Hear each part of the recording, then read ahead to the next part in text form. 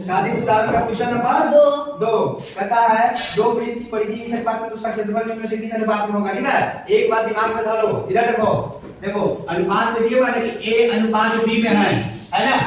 कभी भी क्षेत्रफल के बारे में कहे कि क्षेत्रफल किस अनुपात में, त्रिज्या का अनुपात दे दे यानी r का अनुपात दिया हुआ है और एरिया ऑफ सर्किल पूछे कि रेशियो बताइए यानी वृत्त की क्षेत्रफल के बारे में कहे तो हमेशा वो जो होता है स्क्वायर में होता है। किसी में होता है स्क्वायर में होता है एरिया। लेकिन यही जब कहे सर्कमफ्रेंस वाले यानी परिधि के बारे में कहे, परिधि के बारे में कहे तो वह सेम का सेम रह जाता है। ये बात दिमाग में बिठा लेना। ठीक है, काय होता है तो वो देख लीजिए। देखिए ए है क्या त्रिज्या और हम का होता है पाई होता है क्या कहें पाई आर के तो क्या लिखेगा a इनटू a ये लिखेगा अनुपात, फिर पाई और b इनटू b ये लिखेगा जी। और दूसरे क्या देखिए पाई से पाई कट गया a स्क्वायर बचा इधर और अनुपात में b स्क्वायर बचा। इसी तरीके से 2 पाई r ये होता है रेशियो, फिर 2 पाई r ये होगा जी। पाई से पाई गया 2 से 2 क्या बचा a। समझ में आया बरोबर। कभी भी कहे कि इस अनुपात में दिया हुआ त्रिज्या तो बताइए इसका क्षेत्रफल, तो क्षेत्रफल इसे क्या है स्क्वायर में, परिधि का है वही का वही रह जाएगा, वही का वही रह जाएगा। एक नंबर ऐसा पूछता है। ठीक है, इसका कौन होगा सर ए वही होगा नीचे वाला। अब कौन सा एक दूंगा ये कर बताएं दूंगा ऐसा कौन होगा उनका क्षेत्रफल निम्नलिखित में से कौन होगा तो a स्क्वायर अनुपात b स्क्वायर। ताड़ी उसको क्षेत्रफल पूछे करने से वाला करेंगे। हां अब परिधि कहेगा तो बिना स्क्वायर वाला बिना वही अच्छा ये आंसर है। ठीक है, परिधि कहेंगे तो वही का वही रहने देंगे और क्षेत्रफल का है तो स्क्वायर लगा देंगे। इसी तरीके से पर आयत वर्ग में भी चलिएगा तो क्षेत्रफल का है तो स्क्वायर लगा देंगे, परिमाप का है वही का वही रहने दीजिएगा आयत वर्ग में। ठीक है, क्या होता है उसका त्रिज्या क्या होता है, उसका व्यास क्या होता है, उसका एरिया क्या होता है, उसका परिधि क्या होता है। ठीक है, चलो एक इतना समझ लो। ये होता है वृत्त, नहीं होता है जी वृत्त। अच्छा ये वृत्त हो गया। अब वृत्त को अर्धवृत्त देखो एक बिस्कुट आधा बिस्कुट क्या कहिएगा उनमें से तोड़ दीजिए, जो आदमी को जुलू आधा लगा दीजिए ये नहीं कीजिएगा यानी इसको आधा आधा बांट दीजिएगा तो क्या होगा अर्धवृत्त होगा। तो हम एक अर्धवृत्त मिटा देते हैं, एक अर्धवृत्त निकाल देते हैं, कोई दिक्कत बोलिए बोलिए नहीं। अब समझ में आया कितना सुंदर अर्धवृत्त बन गया, ये मत सोचना कि कटोरा बन गया। ठीक है, ये क्या बना अर्धवृत्त बना। अर्धवृत्त में ये वृत्त में जो होता था ये सेंटर होता था, सेंटर होता था, ये क्या होता था त्रिज्या होता था ना। आज भी यही त्रिज्या है लेकिन ये पूरा यहाँ से यहाँ जो बताए थे कि वृत्त के एक छोर से दूसरी छोर को मिलाने वाली बिंदु सेंटर से होकर जाए, जो केंद्र से होकर जाए उसको क्या कहते हैं व्यास कहते हैं। क्या कहते हैं व्यास कहते हैं। आया बात समझ में, आया बात समझ में जी। जब आ गया समझ में, आ गया जब समझ में तो देखिए ये है त्रिज्या ऊपर वाला और ये व्यास है। ठीक है, ऐसा अलग अलग दिखाई देते हैं। अब देख लीजिए इसमें बताया थे चाप या चाप कण, इसको चाप कहते हैं, इसको जीवा कहते हैं, बोले ना। अब देखिए ऐसा भी बताया थे कि इसको त्रिखंड कहते हैं, तो अभी भी ये सब सेम ही रहेगा, कोई अंतर नहीं पड़ेगा। अब देख लीजिए अब इसमें फॉर्मूला जो हम लोग बताए थे क्या बोले थे, वृत्त की क्षेत्रफल बराबर क्या पढ़ाए थे बोले ना, याद किए हो जी, याद है नहीं याद है बोल पहले दिखाई था। अब इसका मतलब फॉर्मूला क्षेत्रफल दिखाई नहीं है जैसा देखते हैं लेकिन भाई तुम ये याद किया है क्या है हम याद कर आएंगे है ना। और वही कहे विपरीत का परिधि क्या होता है 2 पाई r यही ना है जी। देखिए एक बात बताइए, जब वृत्त के आधा है, जब वृत्त का आधा है ई अर्धवृत्त तो इसका क्षेत्रफल भी आधे ना होगा जी, कोई दिक्कत आधे ना होगा जी। क्या होगा पाई r स्क्वायर बटा 2। आधा का मतलब 2 भाग कीजिए, 2 से भाग दीजिए नहीं देगा।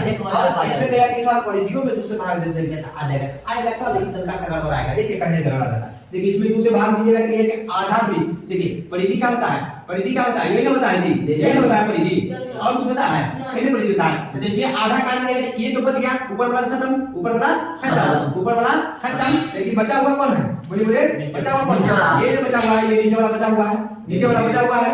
यानी अभी जो हम निकाल रहे हैं 2 पाई r 2 से भाग दे रहे हैं, ये नीचे वाला पता चल रहा है नीचे वाला ही पता चल रहा है, लेकिन परिधि का मतलब पता होगा चारों तरफ एक बार घूमना, चारों तरफ एक बार घूमना। तो अगर ऊपर भी घूमिएगा तब ना चारों तरफ होगा जी, अंतरिक्ष के ऊपर घूमिएगा तब ना चारों तरफ होगा। ऊपर घूमिएगा इसका मतलब क्या, व्यास घूमिएगा, क्या घूमिएगा, व्यास घूमिएगा। तो व्यास में क्या होता है, d लिख दीजिए तब, और d तब लिख के इसके जगह पर 2r लिख दीजिए, तो दोनों बात बराबर है। 2r लिख के चाहे d लिख दीजिए, कोई दिक्कत की बात नहीं है, लेकिन d नहीं लिखिएगा, हमेशा लिखिएगा क्या, 2r लिखिएगा। देखिए 2r से सूत्र बनता है d, ऐसे दिखाने के लिए दिखा कि d भी लिख सकते हैं, लेकिन लिखना 2r है। देखिए यहाँ 2 से 2 गया रामपुरी में, गया ना, पता 2 से 2 गया, पता है यहाँ भी r, यहाँ भी r, लेकिन यहाँ पे 2 भी बचा हुआ था, r कॉमन ले लीजिए, r कॉमन ले लीजिए, ये क्या बचा, अब 2r है, 2 बचेगा, प्लस 2 बचेगा, प्लस 2 बचेगा, r कॉमन ले लेंगे तो प्लस 2 बचेगा। यानी समझ में आया, यही फार्मूला लोग पढ़ाता है कि बोलिए होगा पाई प्लस 2 इनटू r, परिधि का क्षेत्रफल पाई प्लस 2 गुणे r। आए बात समझ में, परिमिति का आया कि नहीं, हां परिमिति, अरे परिमिति एक होता है, हां ठीक है, परिधि एक होता है, एक के नाम है परिधि, लोग वृत्त में पढ़ता है, परिमिति लोग वृत्त और आयत मिला के पढ़ता है, ठीक है। उसी चीज का माने दोनों जगह चॉकलेट एक हुआ है, पन्नी के ऊपर वहां इलेक्ट्रोड लगा है, एक न्यूक्लियस का लगा हुआ है ऊपर से, चलो पता ही वहां इलेक्ट्रॉन को बॉम्ब न्यूक्लियस मत हो, ठीक है। देखिए समझ में आया, वृत्त का क्षेत्रफल, ये अर्धवृत्त लगा दीजिएगा इसमें, अब क्या लगा दीजिएगा, अर्धवृत्त, और इसमें भी लगा दीजिएगा अर्धवृत्त, यानी अर्धवृत्त का परिधि निकल गया, परिमाप निकल गया, परिधि निकल गया, ये अर्धवृत्त का क्षेत्रफल निकल गया। लिख लीजिए, तो फिर ध्यान सुनेंगे। अर्धवृत्त का क्षेत्रफल पाई r स्क्वायर 2 और चाहे 1/2 पाई ऐसे भी लिख सकते हैं जी, 1/2 पाई r स्क्वायर, कोई दिक्कत नहीं है, ऐसे लिखा है, ऐसे समझाने के लिए समझा दिए, ज्यादा दिमाग में रहेगा ये बात का अलग से रहेगा। तू सौदा नंबर याद रखिए नंबर, अरे बना दे, व्यक्ति नंबर पूछा था जी, नो सर मैंने बनाया है, क्षेत्रफल और परिमिति निकाले यदि इसका व्यास 24 सेंटीमीटर है, व्यास कितना है 24 सेंटीमीटर, यानी d बराबर कह रहा है कि 24 cm है, ठीक है। तो हम कहें कि r बराबर क्या होगा, तो 24 सेंटीमीटर बटा 2 बराबर 12 सेंटीमीटर, कोई दिक्कत नहीं है। और कहता है कि इसका एरिया निकालिए, क्षेत्रफल निकालिए, क्या निकालिए, क्षेत्रफल निकालिए, अर्धवृत्त का क्षेत्रफल, अब कितना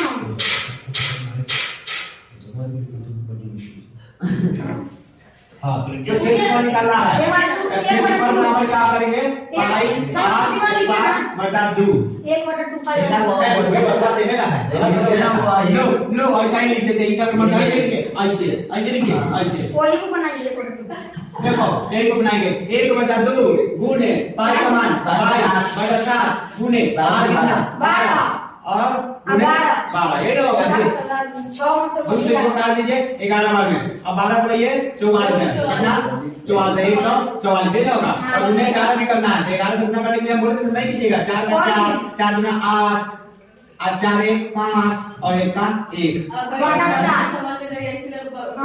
7 गुना 14, 1 पर 8 18, 7 गुना 14, 4 पर 4 44, 7 6 42, बचा कितना 2 पर 0 कितना आता है 20, 2 पर 0 कितना आता है 20, अब 7 से काटिएगा ना, 7 गुना 14, 7 गुना 14 बचेगा 6, 6 पर 0 7, 7 पे 56, कोई नहीं है ना, 7 पे 56। अब दशमलव के 2 या 7 तक निकालेंगे कभी भी, लेकिन 1 या 7 तक दिया रहेगा चलते, कितना निकाल देंगे, देखो 2.2 तीन अंक वाले निकालना, 2 ये तक निकलता है, लेकिन 10 चक्कर भाग करेंगे, ज्यादा 2 तक बना के छोड़ देंगे, ठीक है, कोई दिक्कत नहीं है, पूर्ण नहीं काटेगा। अब देख लीजिए समीकरण मान में 2 अंक एक अंक दिया रहना, समय बाद आंसर एक में दिया हुआ, तो समीकरण मान लेते यहाँ यदि 5 से कम रहता ना, 0 से लेकर 4 तक रहता तो 2 का 2 हो जाता, लेकिन 5 से लेकर 9 तक जाएगा ना तो 2 3 में बदल जाता, 2 3 में बदल जाता, यानी लगभग मेरा आंसर हो गया। सेंटीमीटर क्या होगा, सेंटीमीटर स्क्वायर, और निकालना परिमिति,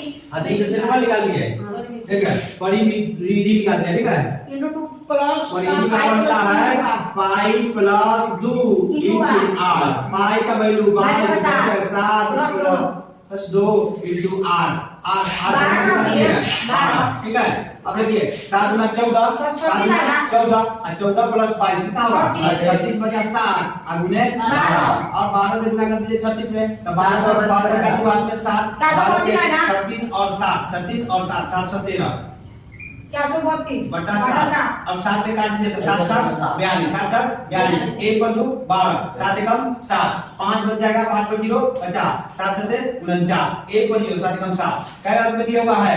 1 अंक में दिया हुआ है, 61.7 दिया होगा, इसमें 61.7 दिया होगा, 8 नहीं दिया होगा। क्या लिखेगा कि यहाँ 0 से लेकर 4 तक ले रहेगा तो 7 के साथ रह जाएगा। समझ में है? इतने सिंपल में एक प्रॉब्लम है। एक त्रिज्या वाले अर्धवृत्त का कुल परिमाप बताइए। त्रिज्या क्या है? त्रिज्या क्या है? त्रिज्या समझिए क्या त्रिज्या का क्या कारण है? त्रिज्या वाले अर्धवृत्त का परिमाप निकालिए।